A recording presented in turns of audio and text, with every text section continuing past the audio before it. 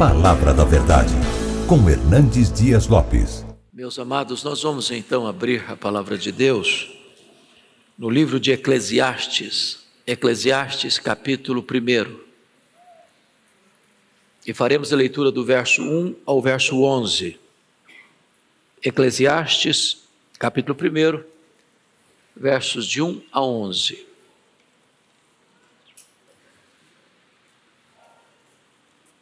Lido o texto, por favor, mantenha sua Bíblia aberta nesta passagem, por favor.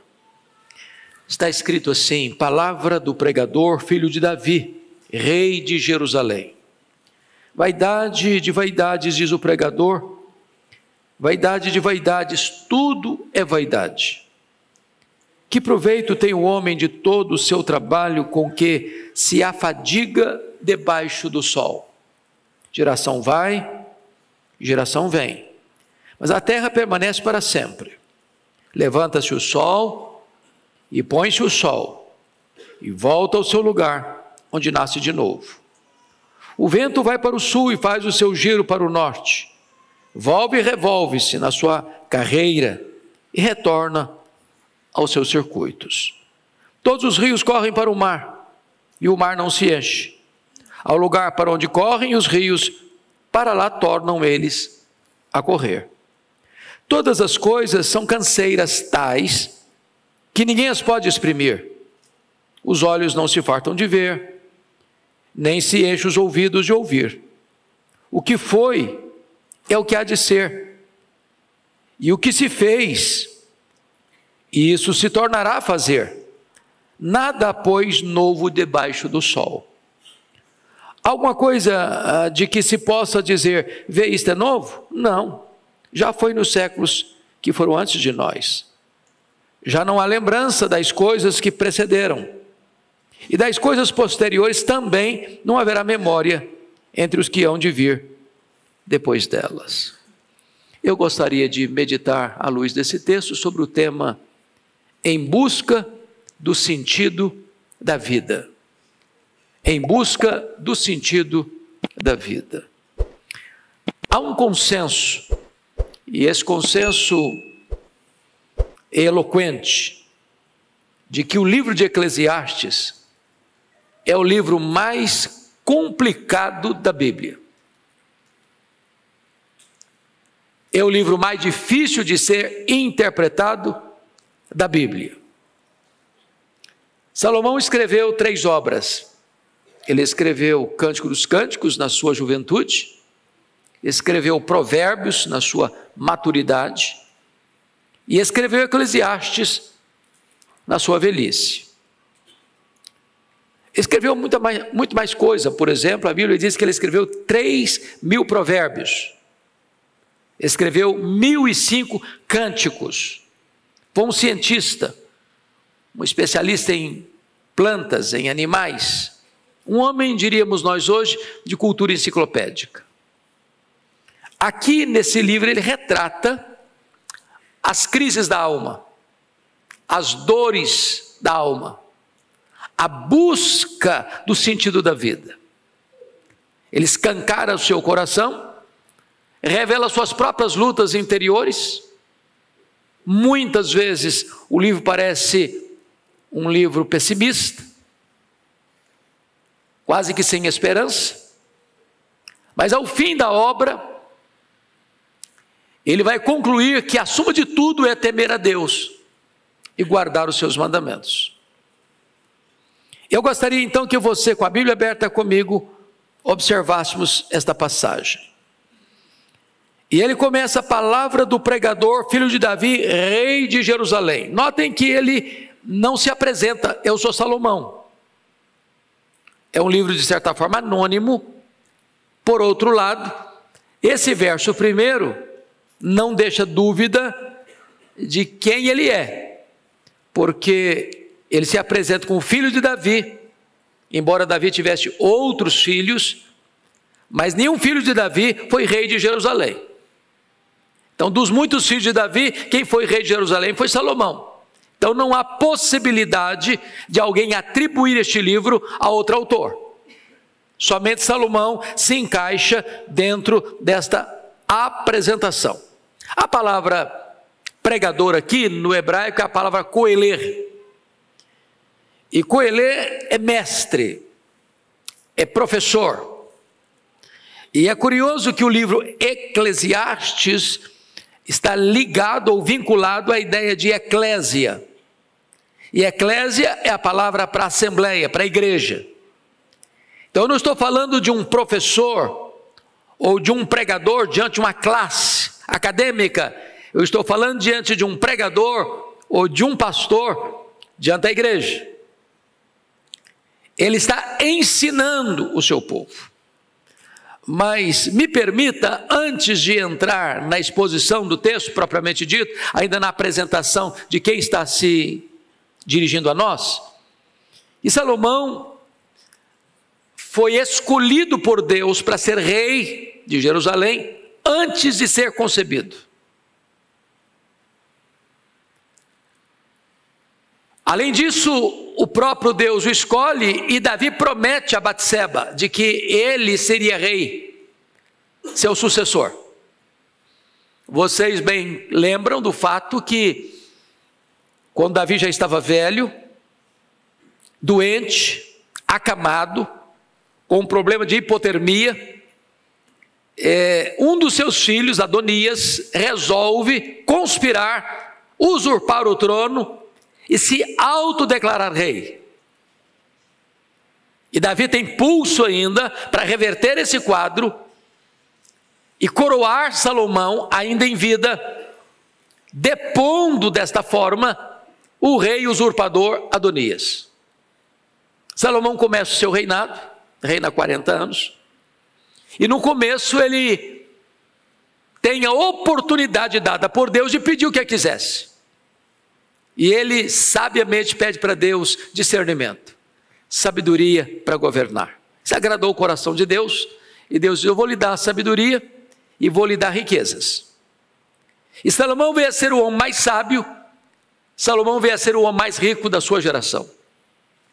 Salomão teve o privilégio de realizar o sonho do seu pai. O sonho do seu pai, Davi, era construir um templo ao Senhor. Conseguiu arranjar todo o material, todos os recursos necessários, mas Deus não o permitiu construir o templo. Ele era um homem de guerra. Suas mãos tinham sangue das batalhas. Então Salomão é o homem que vai cumprir o sonho do pai e construir o templo, construir palácios. Mas Salomão tem um grande problema. Se você ler Deuteronômio 17, na época de Moisés, 500 anos antes de Salomão, sabendo Deus que o povo de Israel pediria um rei, Deus, o job description, Deus deu o papel que um rei deveria desempenhar ao assumir o trono de Israel.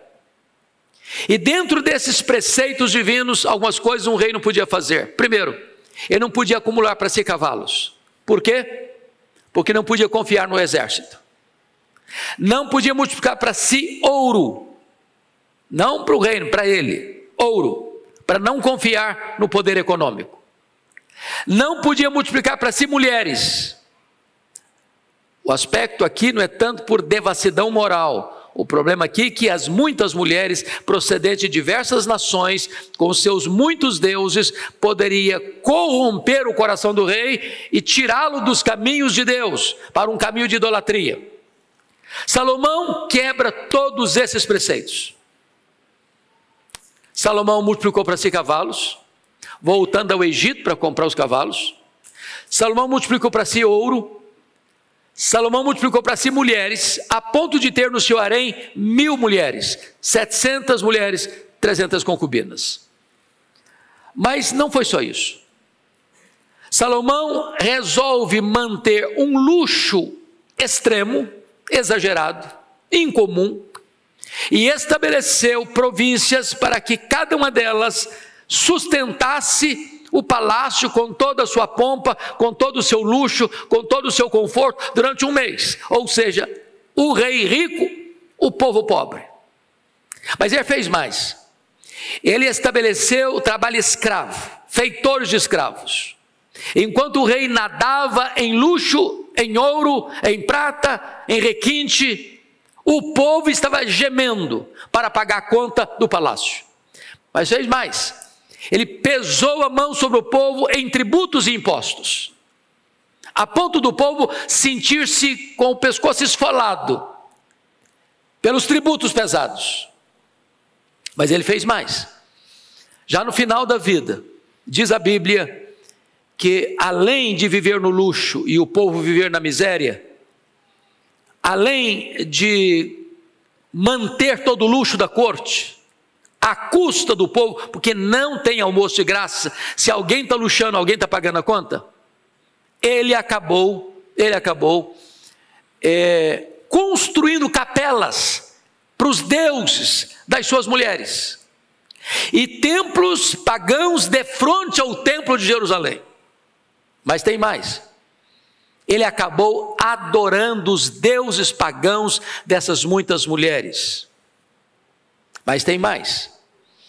Quando a Bíblia retrata o desgosto de Deus com essa postura dele, dizendo que ia entregar o reino dele nas mãos de outro, e Deus deu o CPF da pessoa, vai ser Jeroboão, que era um feitor de escravo de Salomão. Ele persegue esse cidadão para matá-lo, e esse cidadão tem que fugir para o Egito. Mas finalmente, Salomão não faz corretamente o seu sucessor. Só tem 3 filhos de Salomão mencionados na Bíblia. Roboão era um deles, o sucessor de Salomão. Começou a governar com 41 anos, portanto o menino nasceu 1 ano antes do pai assumir o governo. Ou seja, o menino cresceu no luxo, cresceu no palácio, com seus coleguinhas, acostumado com luxo. Quando ele assume o governo, depois da morte de seu pai, no ano 931, o povo veio sob a liderança desse indivíduo, Jeroboão I, para pedir para ele aliviar os impostos, e nós vamos servir você, vamos ser leais a você. Ele insensatamente disse: não, o meu dedo mínimo vai ser mais grosso do que o braço do meu pai, eu vou castigar vocês ainda mais, vou pesar ainda mais a mão. E das 12 tribos, então 10 delas seguem a liderança cismática de Jeroboão I, e ficando apenas as 2 tribos, Benjamim e Judá, sob a dinastia de Davi. Nós estamos falando de um homem, portanto, que teve esses desvios, essas quedas, esses deslizes.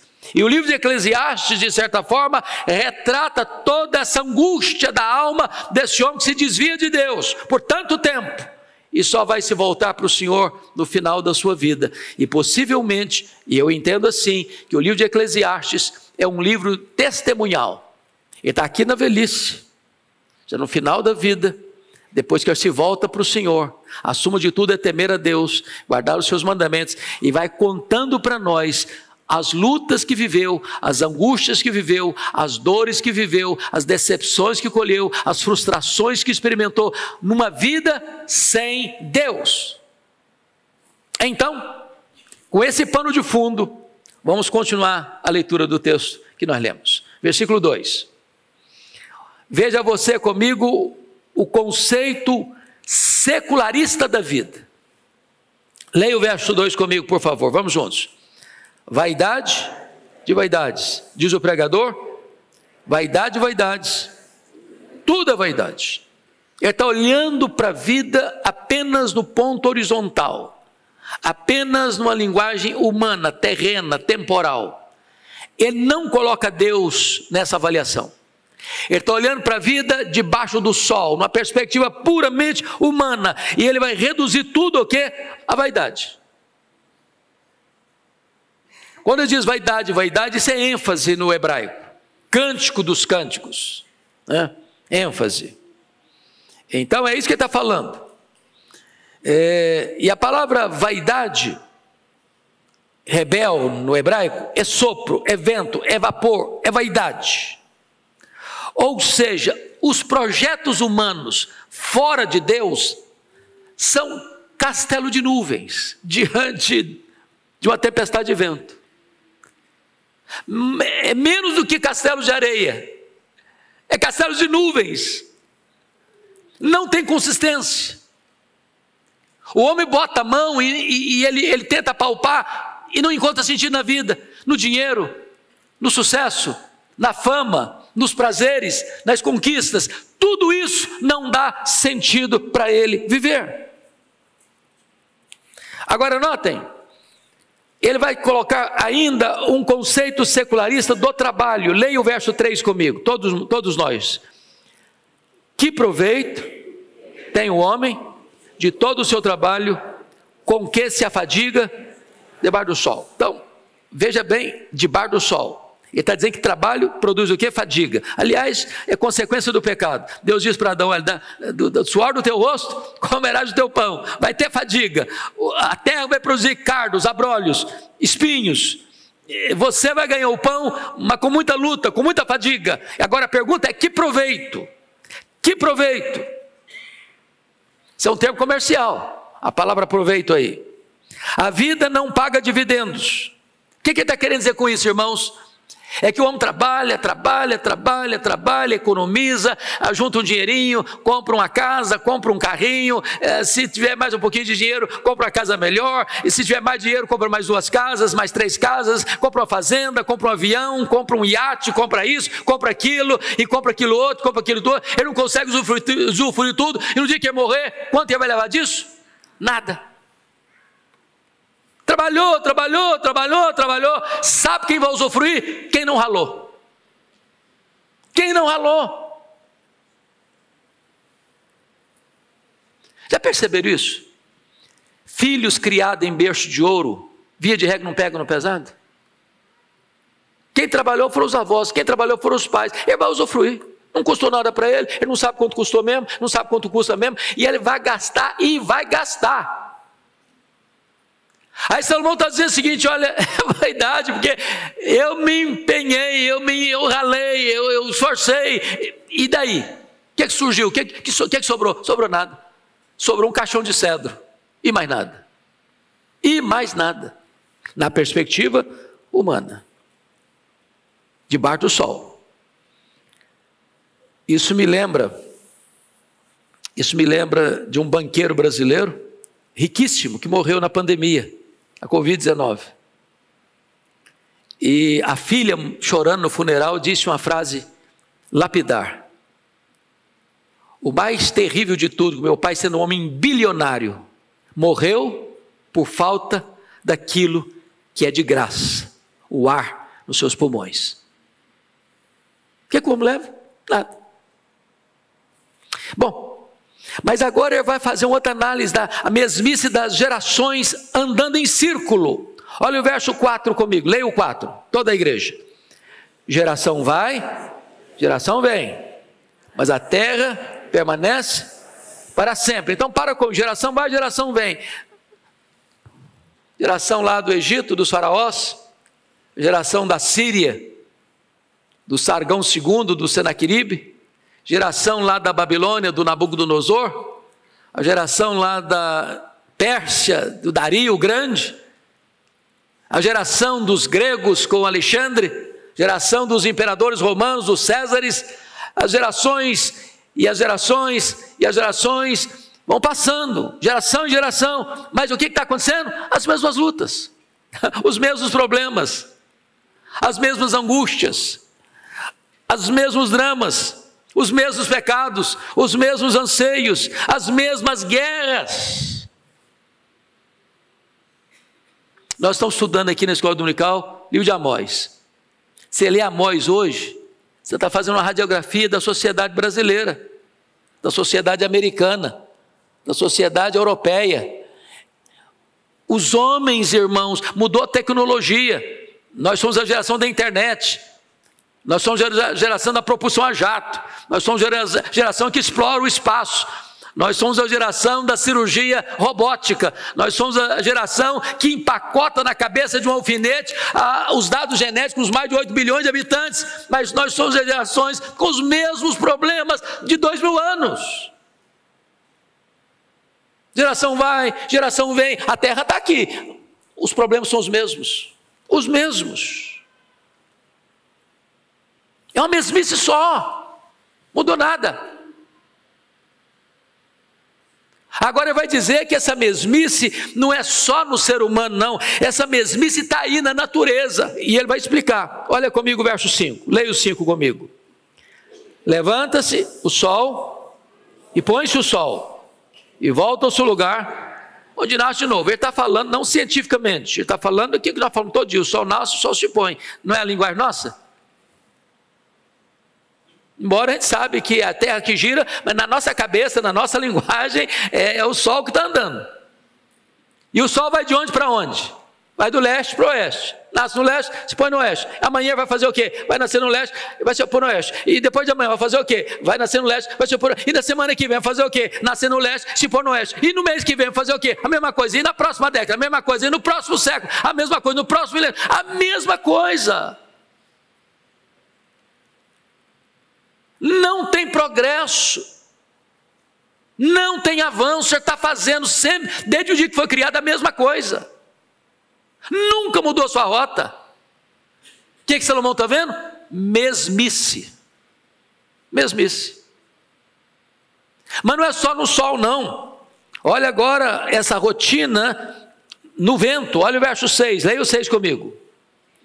O vento vai para o sul, faz o seu giro para o norte, volve-se, revolve-se na sua carreira, retorna aos meus circuitos.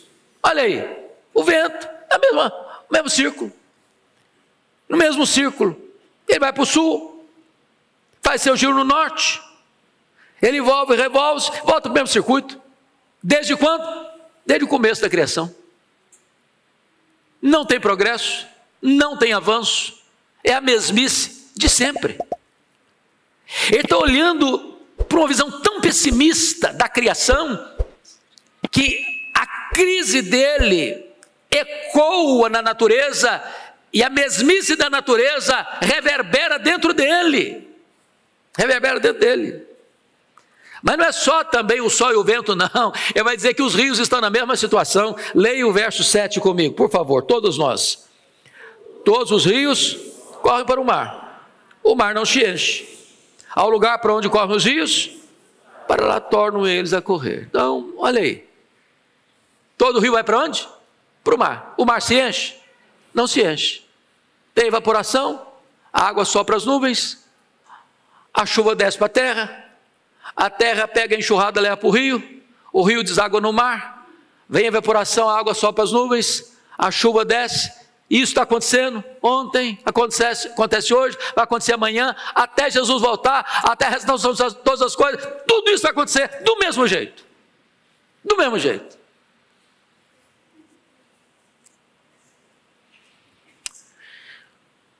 Se nós tirarmos Deus da criação, da natureza, você entra em pânico. Porque a mesmice é crônica.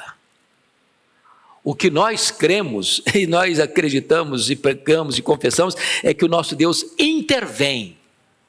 Ele intervém no sol e manda o sol parar, o sol para. Ele intervém e dá uma ordem às estrelas, elas aparecem. Ele intervém e faz o mar abrir, o mar abre. Ele intervém e faz chover, ou faz cessar a chuva, e ele faz a coisa acontecer. Agora, se você tira Deus da natureza, da história, você entra em pânico.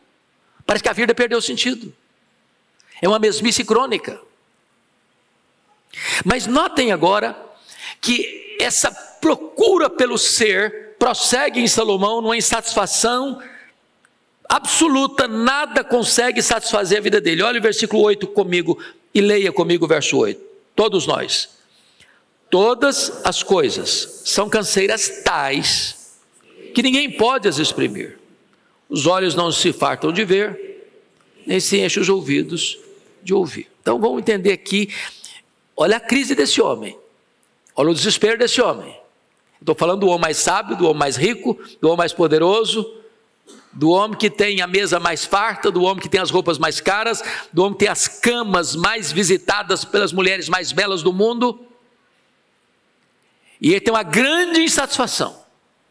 E ele está dizendo para nós aqui que todas as coisas, não algumas coisas, todas as coisas são canseiras tais, que não dá nem para descrever.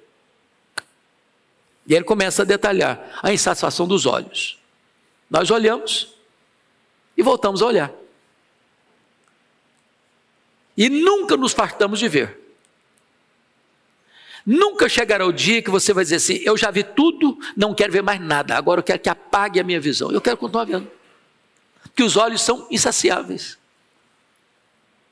Você ouviu e continuou ouvindo, e amanhã vai ouvir de novo, e jamais você vai dizer: eu não quero ouvir mais nada, eu quero cessar esse sentido que eu tenho da audição. Os ouvidos são insaciáveis. Há uma busca que não se encontra. Essa é a angústia desse homem.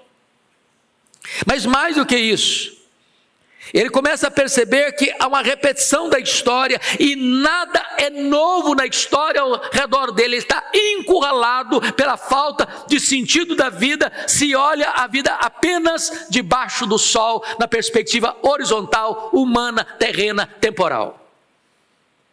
Confira comigo o verso 9 e 10. Leia o 9 e 10 comigo, por favor. Vamos juntos. O que foi é o que há de ser, e o que se fez se tornará a fazer. Nada há, pois, novo debaixo do sol. Verso 10. Alguma coisa de que se possa dizer: vê, isto é novo? Não. Já foi nos séculos que foram antes de nós. Então vamos entender isso aqui. Ele está dizendo que não há novidade. O que está acontecendo hoje? O que aconteceu na época dele, 1000 anos antes de Cristo, 3 mil anos de nós. Então, o que acontece? Nascimento e morte. O que acontece? Celebração e choro. O que acontece? Conquista e perda. O que acontece? Paz e guerra. O que acontece? Acordos e conflitos. O que acontece? Esperança e desespero. Não é isso que você está vendo? É isso que existia há 3 mil anos. Não tem nada novo. Você tem novas tecnologias, mas o problema do homem é o mesmo.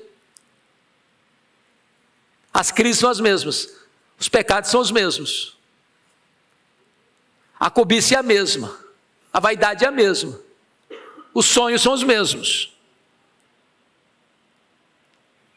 E aí ele vai dizer uma coisa assim interessantíssima, no verso 11, não há lembrança. O que ele está querendo dizer com isso? Está querendo dizer com isso que pessoas e acontecimentos passam pela nossa vida e passam. E ficam lá atrás. Por exemplo, se eu fizer uma pergunta aqui no auditório, honesta e simples, quem aqui, nesse auditório, me cita o nome do seu tataravô e da sua tataravó? Quem sabe? Mas foram pessoas importantes da sua família. Você não se lembra? Sabe o que significa isso? O seu tetraneto não vai saber que você existiu? Desculpa me dar essa notícia para você. Você nem vai ser lembrado. As pessoas passam. E não há lembrança. Vocês se lembram da fala do John Lennon, dos Beatles, de Liverpool? Ele afirmou na década de 70, depois de 10 anos que estavam no auge: nós somos tão conhecidos, nós somos tão relevantes, nós somos tão amados, que nós somos mais famosos do que Jesus Cristo. Bom, John Lennon foi assassinado em 1980 por Mark David Chapman. E só os mais apreciadores dos Beatles sabem de cor o nome dos 4 componentes da banda. Você sabe? Bom, John Lennon, Paul McCartney, George Harrison, Ringo Starr. Eu sei porque eu tomei nota. Também não sabia.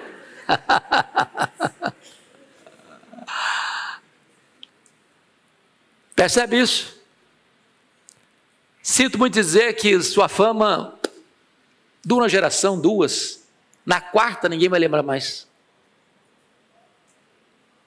Ele está desesperado com essa realidade. Bom, me permita agora fazer uma aplicação. Se eu parasse aqui, falei, puxa vida, então é desesperador, não? Você, numa segunda-feira, sair de casa, pegar o trânsito de São Paulo, nem ter passado em casa para tomar uma sopinha de feijão, para escutar isso, quer dizer que não tem sentido mesmo, a vida não faz sentido mesmo, é esse vazio mesmo, essa vaidade toda mesmo.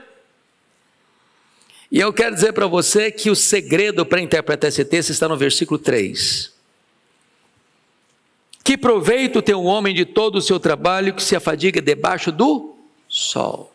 Ele está olhando a vida debaixo do sol. Sabe por que tem tanta gente hoje pulando do prédio, se esborrachando no asfalto? Tendo muito dinheiro, tendo sucesso e fama, tendo beleza física. Porque eles estão olhando a vida só debaixo do sol. E olhar a vida só debaixo do sol não traz esperança.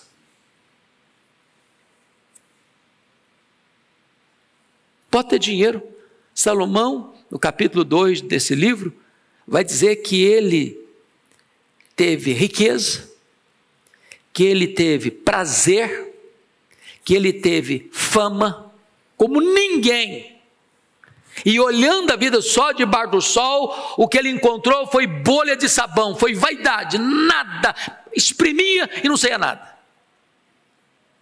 Agora, você e eu que viemos aqui, olhamos a vida acima do sol. Você olhamos a vida na perspectiva de Deus, da eternidade. E nós afirmamos com toda a força da nossa alma que nós não olhamos a natureza com essa visão pessimista. O Salmo 19 diz que o sol agora percorre como um noivo, com a sua beleza, com o seu garbo, com o seu encanto, e você olha para o sol e não adora o sol, você olha para o sol e glorifica o Criador do sol, porque ele traz vida, calor, saúde, esperança. Agora você olha o amanhecer não como um ciclo da natureza que se repete, se repete, se repete. Você olha para amanhã e diz: as misericórdias de Deus se renovaram sobre mim a cada manhã. Você começa o dia entusiasmado, a vida faz sentido. Você agora olha para a vida, e a vida não é uma bolha de sabão, não é um vapor. Agora a vida tem sentido. Você diz: para mim o viver é Cristo, porque Jesus veio para me dar vida, de vida em abundância, e eu agora tenho nele vida eterna. Eu celebro a vida, eu desfruto da vida, eu estou encantado com a vida é um dom de Deus, a vida é um presente de Deus. Eu quero cuidar do meu corpo, eu quero cuidar da minha mente, eu quero cuidar das minhas emoções, eu quero cuidar da minha alma, porque toda a minha vida foi projeto de Deus, é obra de Deus, para a glória de Deus, e a minha vida vai ser colocada no altar de Deus, para viver na vontade dEle, para a glória dEle.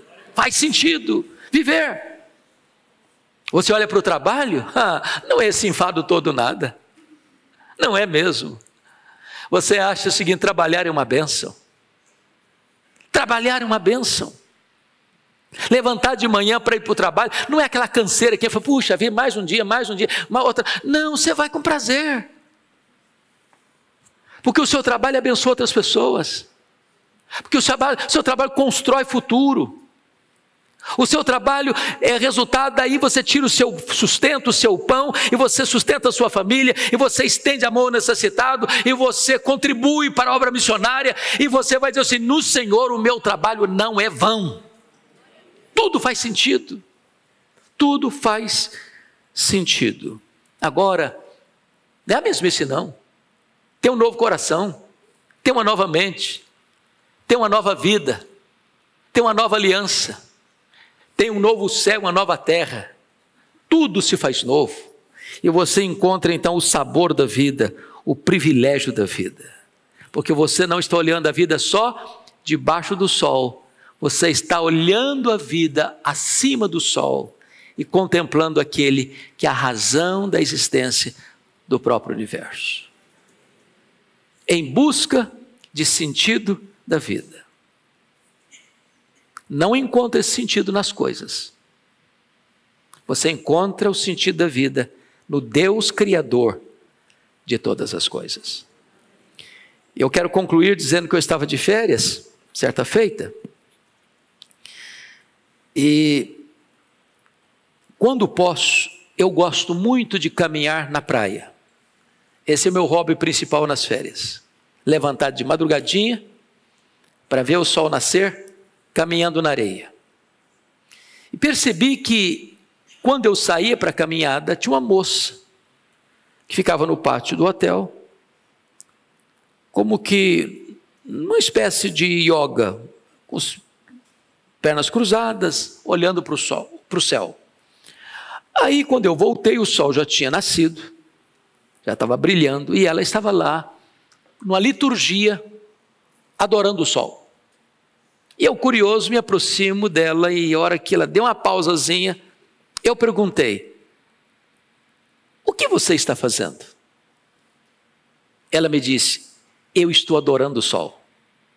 O sol é maravilhoso, o sol é encantador, o sol é belo, o sol enriquece, o sol ilumina, o sol aquece, o sol fertiliza, o sol dá saúde. E foi fazendo elogios ao sol. Eu fiquei até animado com ela, de tanta coisa linda que ela falou do sol. E eu disse: eu também adoro. É mesmo? Você adora? Eu falei: adoro. A quem você adora? Eu respondi: eu adoro o Criador do sol. É maior do que o sol, é mais lindo que o sol, é mais poderoso que o sol. Ele pode preencher o vazio do meu coração que o sol não consegue. Esse é o Criador que eu quero apresentar a você. E falei para ela de Jesus. Hoje você pode sair daqui, não apenas contemplando a beleza da criação, mas encantado com o Criador, porque só Ele, em Jesus o seu Filho, pode dar sentido à sua vida. Que Deus nos abençoe.